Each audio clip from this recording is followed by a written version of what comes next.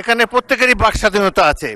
যদি কোনো সদস্য, সরকার দলের সদস্য আর বিরোধী দলের সদস্যের মত এক হবে, এমন তো হতে পারে না।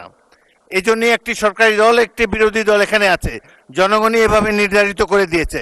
যদি সরকারি দলের কোনো সদস্য তার বক্তব্যে আপনাদের আপত্তি থাকে, আপনারা এরপরে তো plenty of time is there, আপনারা তার বিরুদ্ধে তিনি যা বলেছেন সেই যুক্তি খণ্ডন করুন।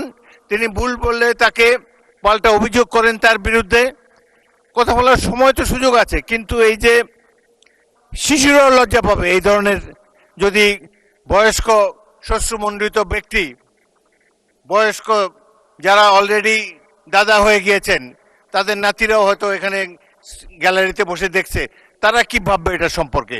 আরেকটি জিনিস হলো, সংসদের স্পিকার যখন দাঁড়ায় তখন এটি অবশ্য কর্তব্য সবাই এখানে বসে পড়বেন।